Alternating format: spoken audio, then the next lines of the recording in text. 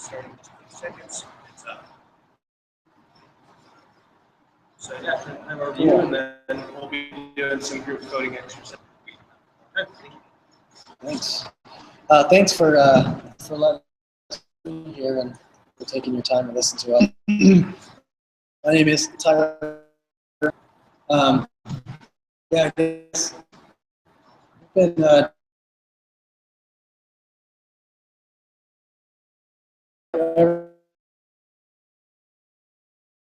everything from Elixir.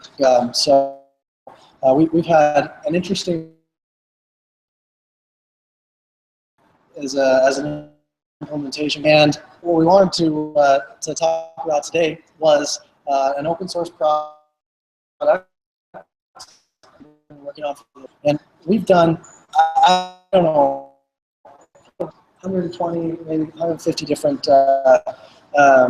jobs, all different sizes, large enterprise, small, and what we found is that we're wasting too much time setting up our environments.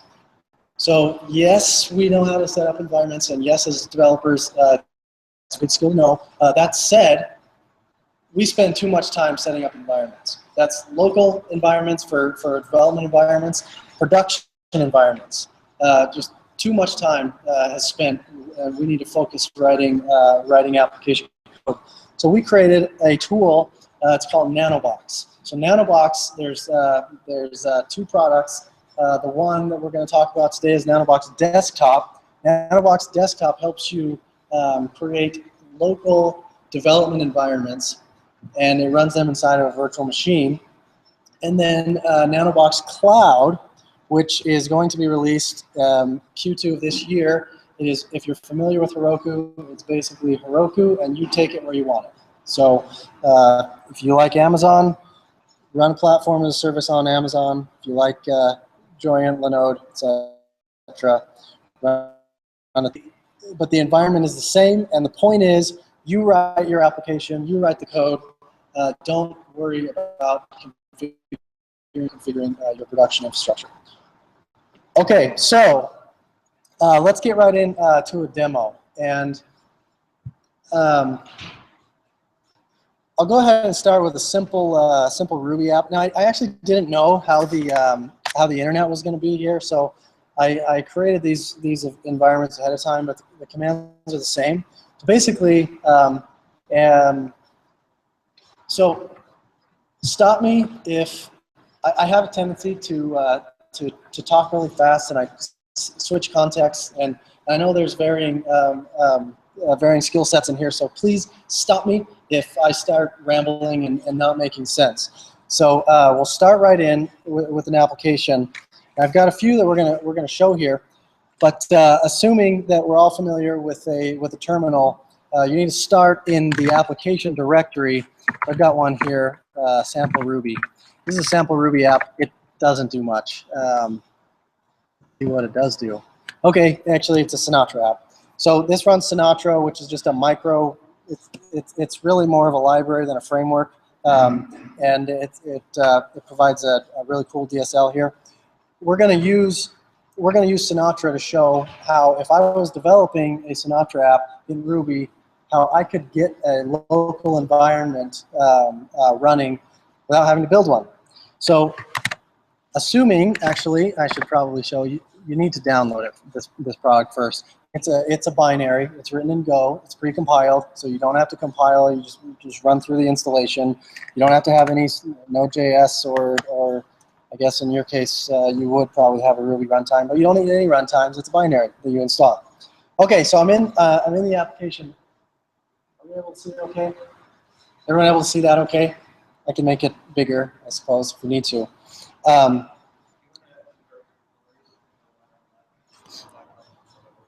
All right, let's see if I can do that here. Let's just change to something like basic. Okay, let's make basic my default. And then let's open a new window. Okay. Yeah, is that any better? Okay. Maybe load up in here.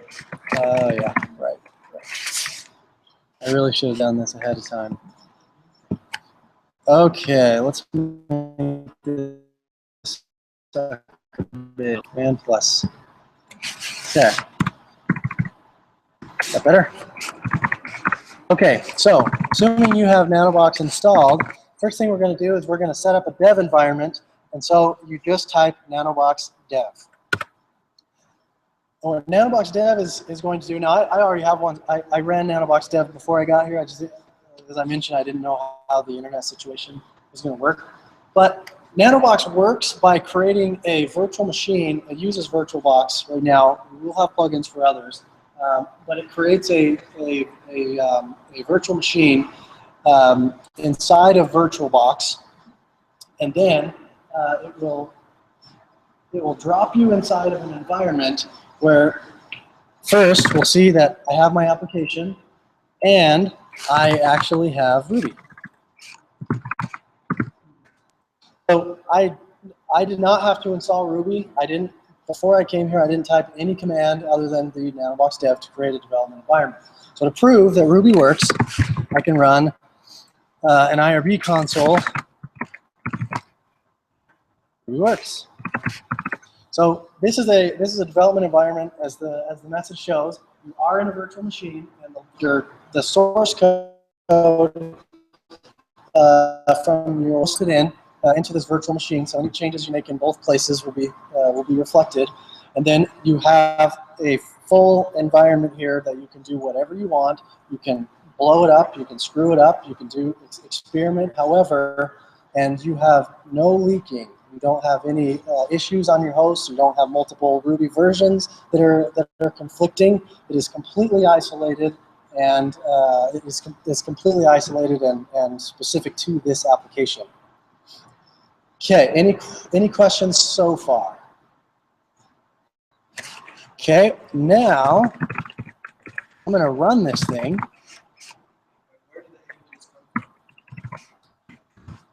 So we created the images. Actually, everything inside of here it runs in a Docker container. So we've created the Docker container. Everything here is open source. It's all on GitHub. You can see it's the Nanobox-IO organization. All of our Docker images, and actually we have engines that build the environment. So the engines, and you can create your own engine. So if you're familiar with Heroku, it's a lot like a Heroku build pack. It's just more for, it's expanded a bit to work for local environment as well as production. So I'm going to go ahead and run this app to show you that I can actually run an app inside of here. And I don't know much about this app, to be honest. I just grabbed it off online and just ran it in here. So just kind of as a demonstration. So as you can see up here, the one thing that it did as a convenience is it created a familiar with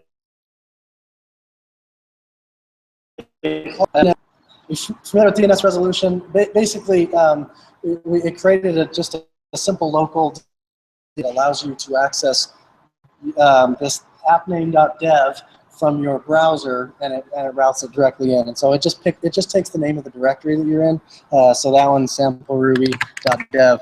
So I can then go back to my browser and put that in there. Except what port was that? Was that 5? Is that the one? Okay. Okay.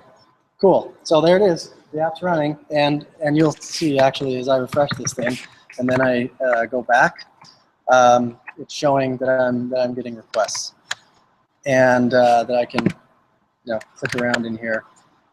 So, oh, this is something about Nanobox. Oh, this is one we made. Oh, cool. So, all right. So it runs the app inside of a environment.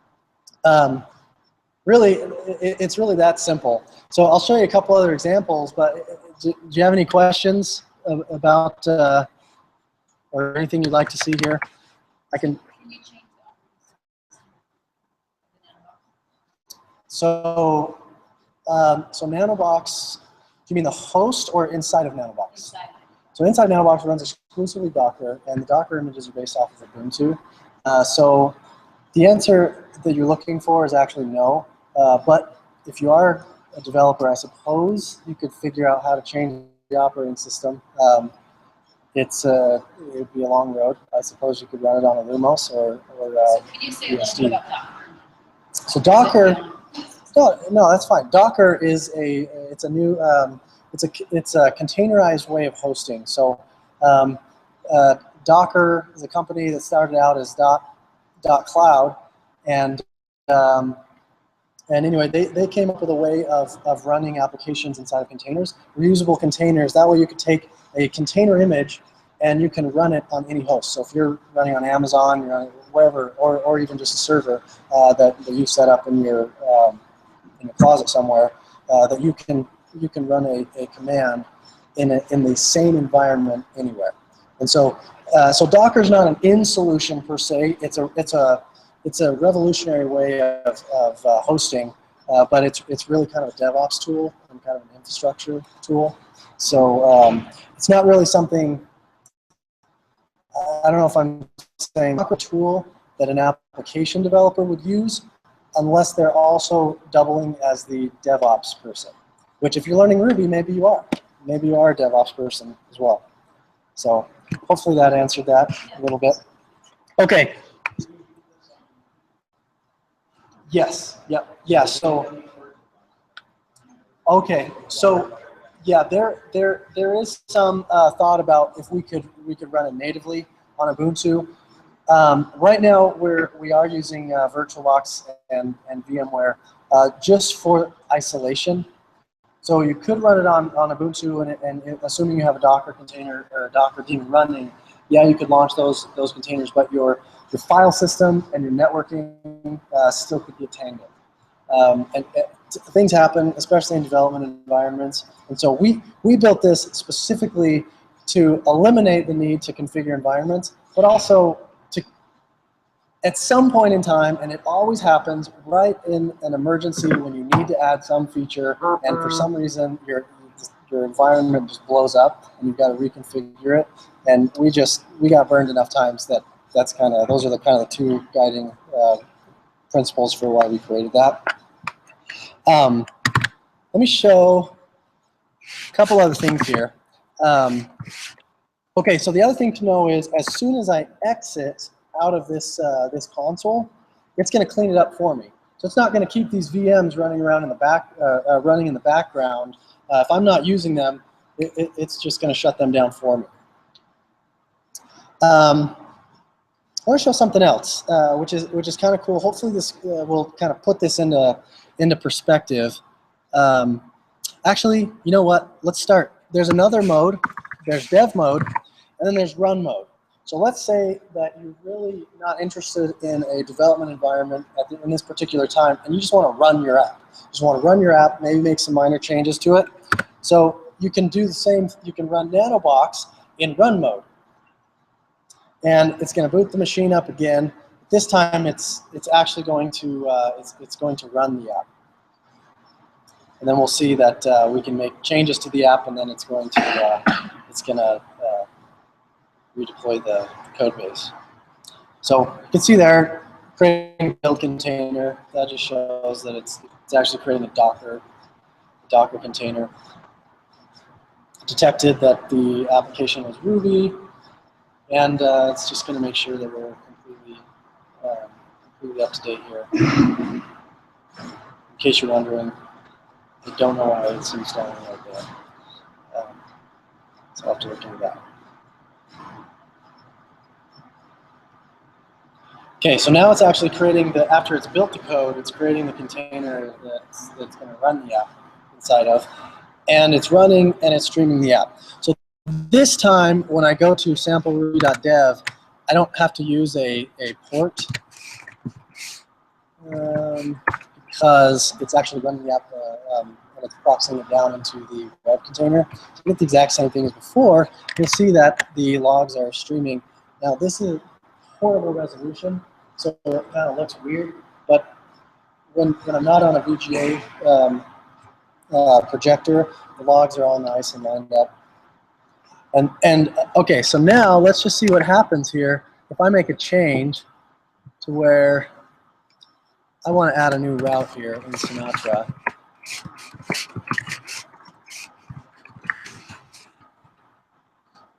And yeah, let's just into the same thing. Okay, so now when I save this app, it's detected that the source code changed, and now it's actually going to move those changes into that web container and restart the app. So I'll show you a more convenient way of doing this, but essentially, I can now run dev/test, and that change that I just made runs the exact same page, and that's what I told it to do. So, so I can run the app if I don't want to necessarily be inside of a development environment. Just run the app, and any changes that I make, it's going to reload the app to make sure that I can preview those. So, okay, let's show another cool thing. Oh yeah, and once I kill the process, it just shuts the whole thing down, and so that it's not running in the background. So.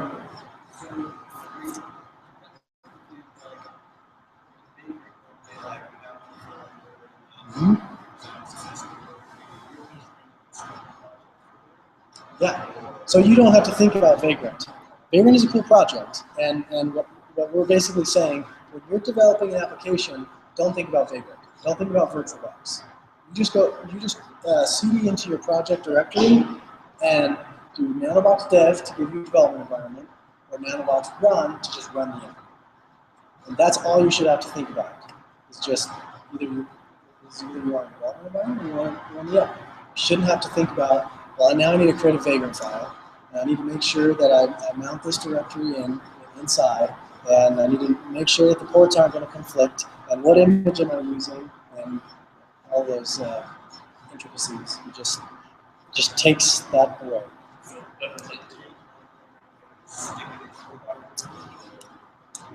We like to make and a big file generate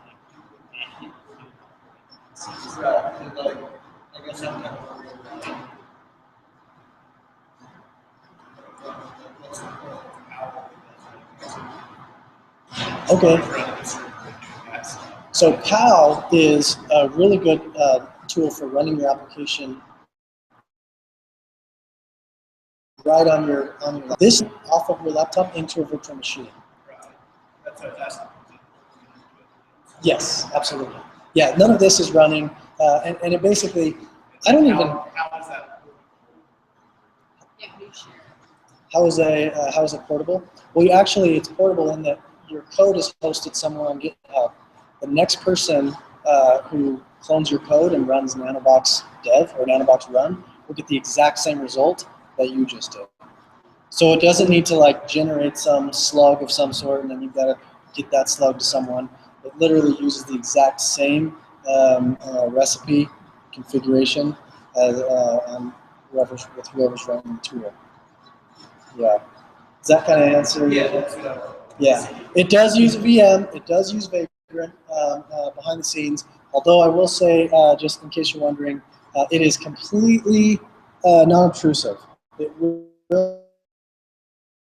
not put any cruft. It has a database where it keeps all of that stuff, and it's nestled as a hidden folder in your home directory. So it's not going to modify your application in any way.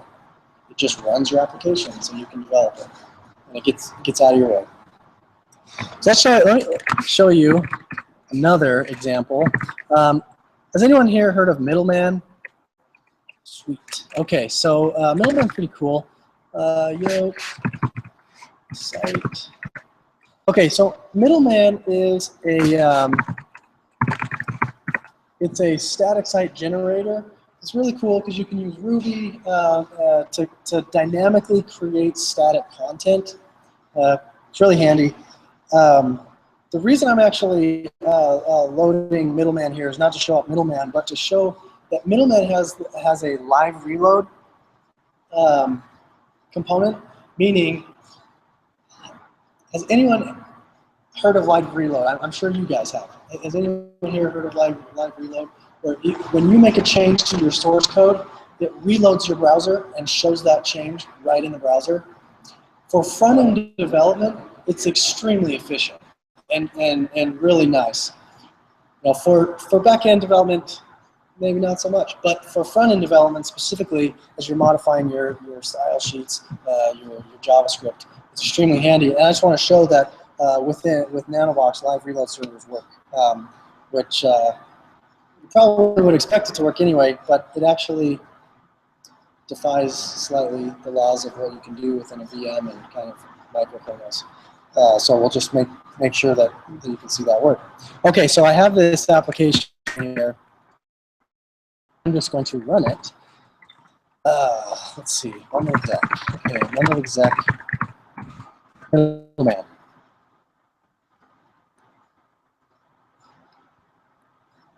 Okay, so middleman is up and running.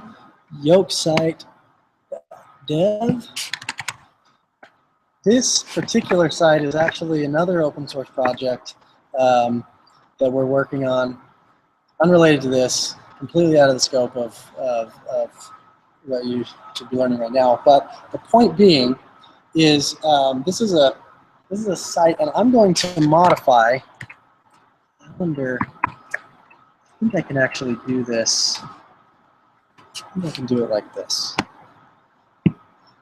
And okay, I might not have a lot of room here, but let's see if we can do this here. Yoke site data. Okay, let's see if we can see this thing.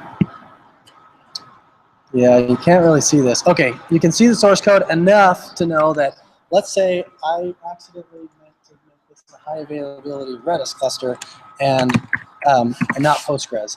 As soon as I save the file, you'll notice in the browser that it changed magically.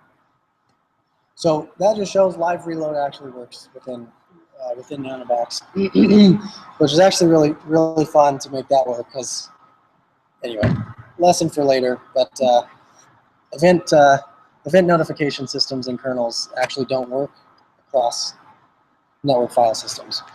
Did you have a question? No. Okay. Any questions on that? Or anything else you'd like to see there? And then, no. Basically, it just shows that anything that does live reload will actually work within Nanobox. Very, very helpful. Let me change that back. So yeah, so notice. So live reload's really cool, and Nanobox is really cool because it supports it. All right, let's get back to normal here. Okay, one last thing. I would imagine that as your Ruby developers, at some point or another, you're going to probably run into Rails. At some point or another, whether you use it or just hear about it. So let's go ahead and run a Rails app. And the cool thing, the reason I want to show the Rails app is because a Rails app, this particular Rails app, needs a database. And this is one of the biggest issues that we've seen in the past is when you're dealing with lots and lots of projects and you're running a database on your host machine, eventually that database gets pretty messed up. 20 projects down the road and you're forgetting to flush all of your database tables and it gets interesting. So we do the same thing within Nanobox is we spin up your database inside of the virtual machine, inside of another Docker container, then we network them so that the app can connect without you having the database or really even configure the app to connect to the database. It just handles that. So let's get out of here. Let's see. Okay, so Nanobox dev. So again, I apologize if I'm not making sense here. just let me know if there's anything that you'd like to explain. Yes. So does that database? Well, okay, the data, so whatever data you put in there stays on your machine. So that's not necessarily portable, but you will learn, or you'll find hopefully that when you're using Rails, especially in development, that you seed your database and you have a rake task that will seed your database with fake data. So, and we'll do that here. We'll seed the database. I think this is a blog of some sort. But your data is not portable. The database is, because the way that Nanobox works is it just inspects your application and sees, oh, you're using your Rails app, so I better go fetch the Rails engine. It's a Nanobox engine, not a actual Rails engine. It's confusing if you're a Rails developer, I guess. But then the Rails engine will know how to know if your application needs Postgres, and the gem file will see that you need that MySQL or Postgres or Redis. So you need that, and so it will say, well, I'm going to go ahead and spin those dependencies up for you, and it will also know how to configure those for the app as well.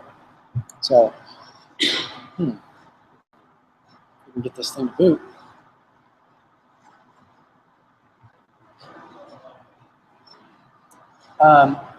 Like the database configuration.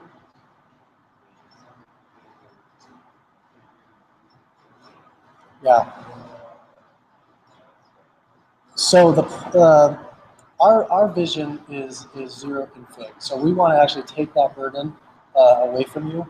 There are ways that you can do your own custom configuration, and that's available in the docs to find. So it can be done if you need to, but we consider that the exception as opposed to the rule. If that makes sense. But it can be done, totally. Let's see what happened here. One sec. Okay.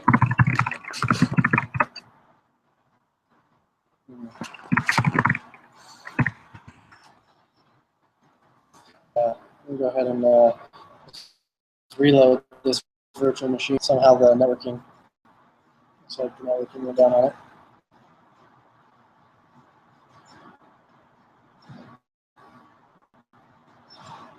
So I know that this is primarily a Ruby, but while we're here, let me just show you, in case you're looking at other languages, which I do think that it's good to look at other languages. So Nanobox will detect and support other languages as well. So if you're interested in Node.js or even I heard PHP somewhere, so we actually have extensive PHP knowledge, and our company is hosted over 50,000 people. That's a little hate in there. All right, let's go. Start this thing. So a bit of the demo, but so while we're waiting, is there anything else that you'd like to see or that you'd just like to know?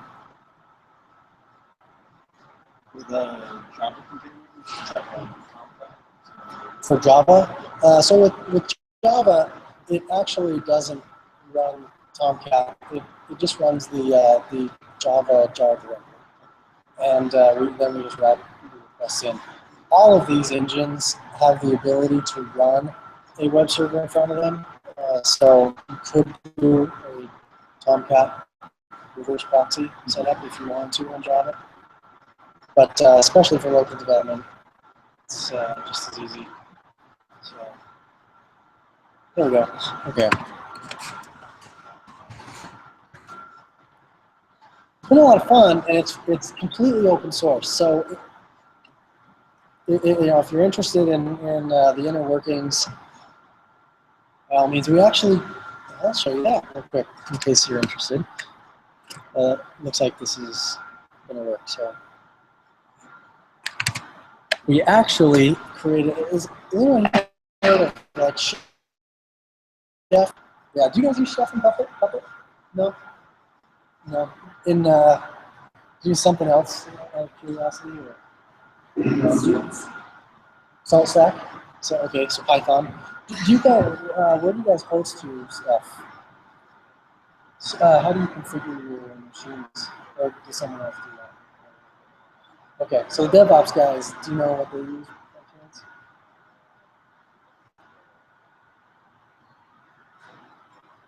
RDS, the relation database for Amazon? Or,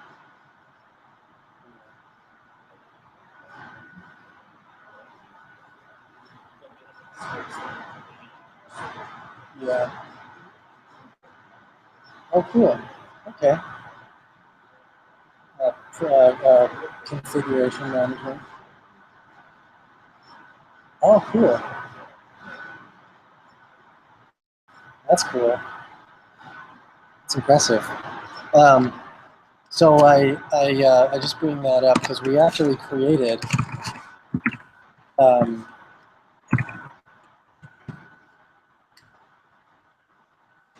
what's it called? Oh my gosh, I wrote this application. What is it called? What's the okay? We created our own configuration management system that resembles a Chef DSL that actually configures the containers in the machines, and it's all Ruby. So that was fun. All right, let's see. Cool. All right, we've got it running, and there's our Rails app. So make sure that we can actually put up a database. So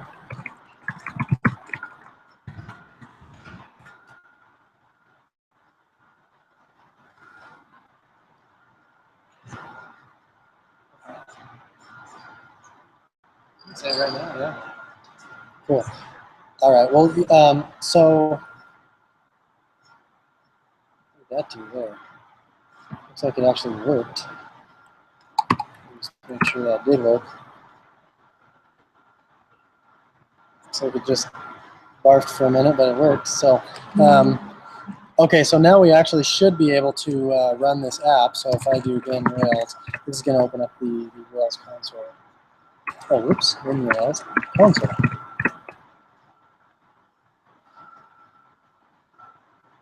Yay! It's up and running. But I don't know what this app does. So let me find a model here.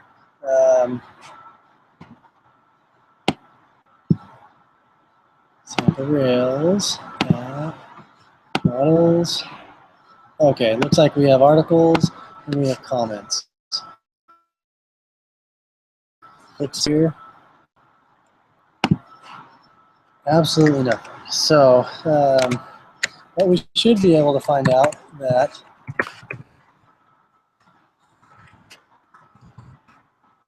we have 0 articles. So, but you can see it's actually running there, and I could run this app as well in Run and connect to the database and everything.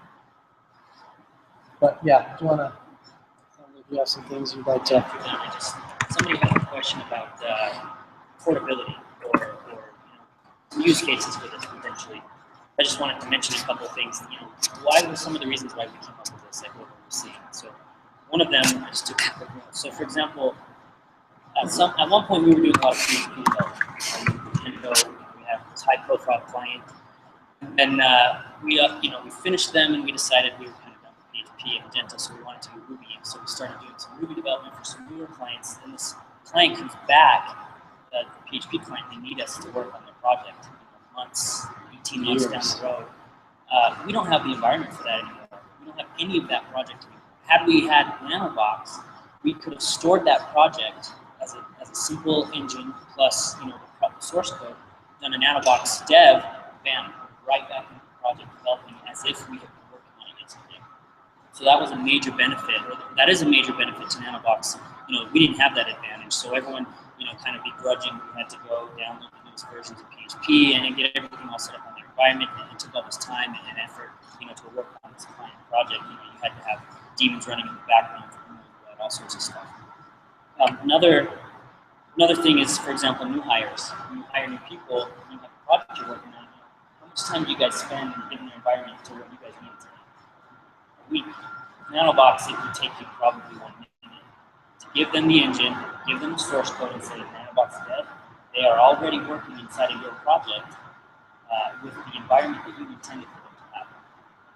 So, and for example, they don't even have to have Ruby installed or the version of Ruby you're using, because Nanobox will detect all that for your application and that source code into their virtual machine.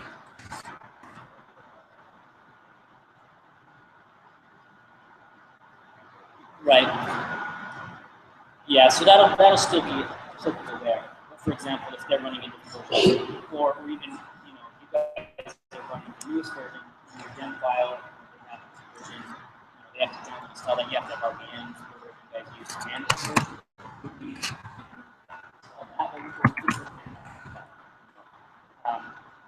And the last thought I had was switching contexts. So you're working on a Ruby project, and then all of a sudden you need to work on a project. So you shut down the Ruby virtual machine, fire up your JS machine. You don't have to have all of those environments together on your machine.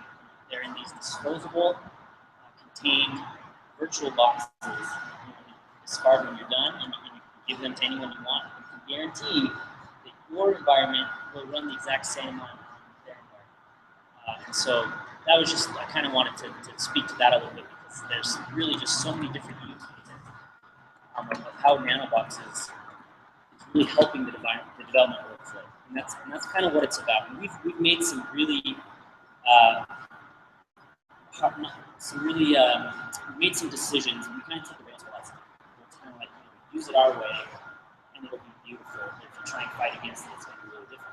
We tried to make the best decisions possible to help not only make everyone use the correct workflow, as we've come to discover it in the environment, development world, but we're trying to help you make those correct decisions for everybody, so everyone's kind of in the same place. Anyway, Yeah, and I mean, we've made some poor mistakes along our journey, and we definitely walked the trail of tears. So, nice thing, this is fully open source. So, like, if you find something that we have done wrong, by all means, fix it and show us a better way of doing it. And so we're learning. So, yeah. Yeah, we will support. So Docker machine is cool. It's a slightly different context. We'll probably support locally. We'll probably do VirtualBox VMware, and there's a new one that's coming out for BSD, so Mac. It's Beehive. It's pretty fast. I don't know. So Docker machine is more of like it's for creating IDPs, a component of the application. So you actually define a component of your application in Docker files, and the Docker machine coordinates all of that into the infrastructure. So you would still have to, great product. You would still have to build it all yourself, and that's totally cool. Lots of people are capable of doing that. Nanobox is more on the side. Don't do it because there's other important things that you want to do. Great questions, though. Yeah, we're just excited to see what, if other people find it interesting. And then, just as we mentioned, did you guys ever use Heroku by chance? I saw one of you with a sticker, but anyway. So yeah, so it'd be cool to see Nanobox Cloud. Because then, if then there's true parity. Because when whatever you have working in locally in Nanobox Desktop, you just push that code, do a git push to Nanobox, and it will deploy it on AWS or Linode or DigitalOcean or wherever. So wherever you want it to be, actually. So anyway, so look for that. Will it support different configurations for production? Yes, but specifically, what are you referring to? Any configurations, Yeah. So it'll support the basic test, dev, production modes, and actually local does that as well. So you can run your app inside Nanobox Desktop in development or in production and simulate so that you can know exactly how your app is going to behave before you deploy it live. And that was the other thing that it hurts. Everything works locally, and then you push it up live and it doesn't work, and clients don't care, don't have emotions. So, yeah. Anyway, it's not that bad. Clients are good.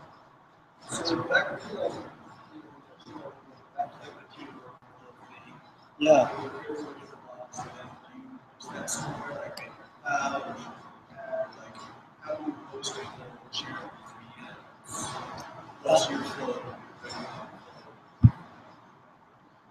Ours internally or yours as the application developer?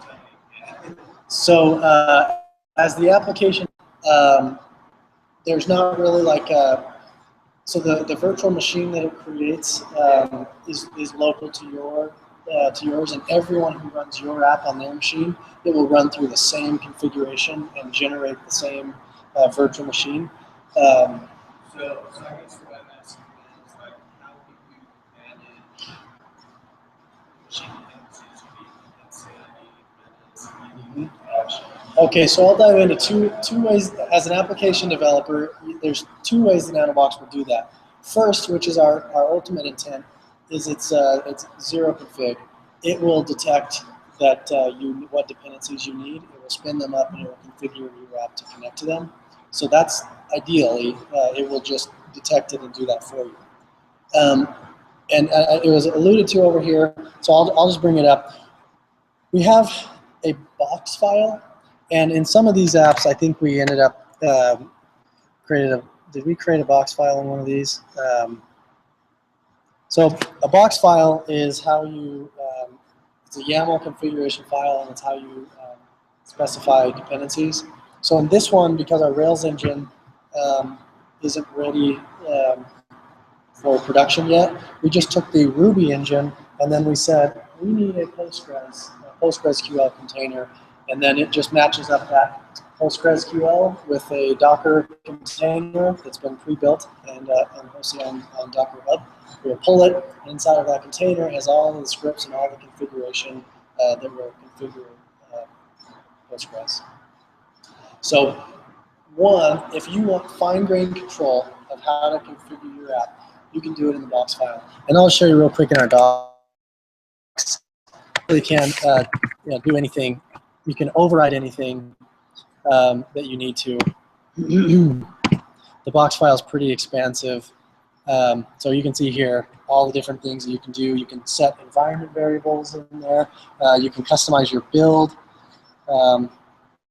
You can specify kind of writable storage that's shared between, that'll be more so used in production. You can run a web, you can run a worker, different components. And also inside of those, you can actually, there's Postgres, MySQL, Redis specific configuration. Our convention is you go to the Postgres configuration, and whatever that is, it just Postgres _, that configuration, and set that value. And we will automatically update the Postgres HBA, is that the one that we're doing Postgres? And if it's Redis, we'll update the Redis.conf, and then restart the service and have it running exact to your specification. So a box file really, if the auto default configuration isn't sufficient, that's where you would set up your dependencies, and you would commit that into your application so that the next person who clones that or updates it and does a Nanobox dev or a Nanobox run, it will read all that configuration and build the exact.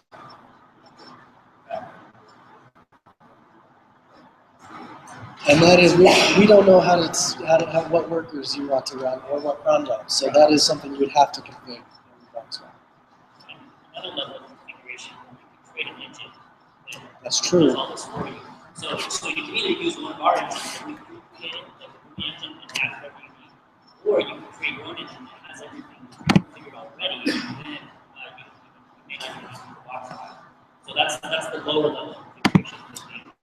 Yeah. That would be what we use then in compilers. You just use our engine to run this for the box file. So there's two layers of configuration. Box files, higher level engine machine.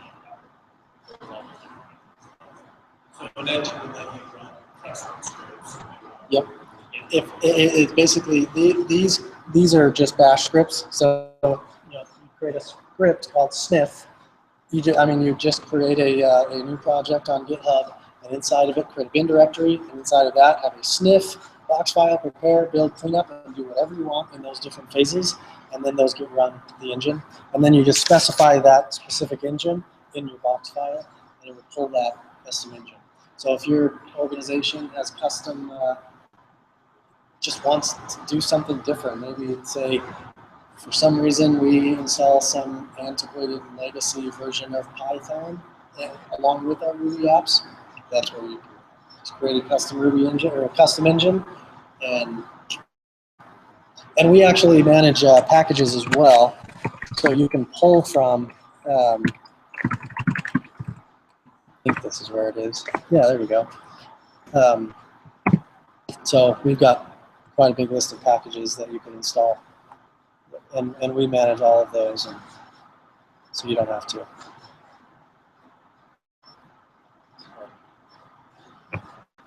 Anyway, we're really excited.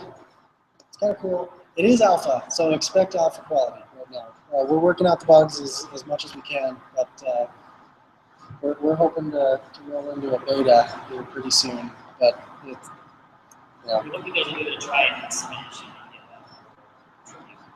Yeah, especially for those who are learning to develop Ruby.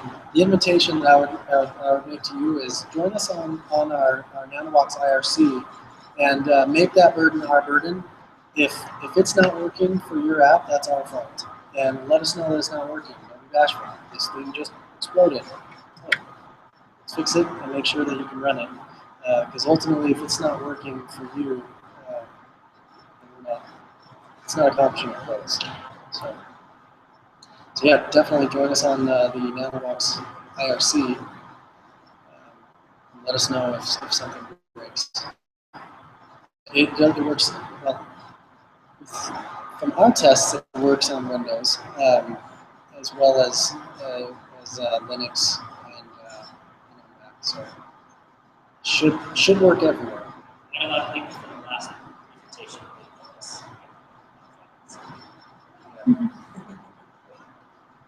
Yeah. It was fun, and it's Go, Golang, and so it's nice because it's a binary, precompiled binary, and Go has a really cool ability to when it compiles, you can compile cross-platform. So I can compile it on Mac for Windows. It's kind of crazy. So we just have all these pre-generated binaries, and then when you download the product, it's a binary. It's not. Doesn't need a runtime, doesn't need a virtual machine, like a language VM, and you don't have to install anything, so it's kind of cool. Anyway. Yeah, and then I guess the last thing, because I really didn't realize there was going to be so many learning to program in Ruby, which is awesome, by the way, totally awesome. And we're always hiring, so reach out to us. We're trying to relocate down here. That's one of the big reasons that we came this week. We're out scouting office space and stuff, so just let us know. But also, in that, we have a lot to learn still, but we also have a lot of scars in the last 10 years. So if there's anything you'd like to know generally, I'd be more than happy to answer those questions. So even right now, if you have any questions just about anything, we'd be more than happy to answer those. And if you're interested in keeping in contact with any business cards, we have some links in those documents. And lots of information. Is that alpha? Alpha business. That's right. We'll get real business cards. Nice one. You'll know as soon as we're in production because you'll be real business cards. Yeah. That's right. Well, thanks, guys. Tyler.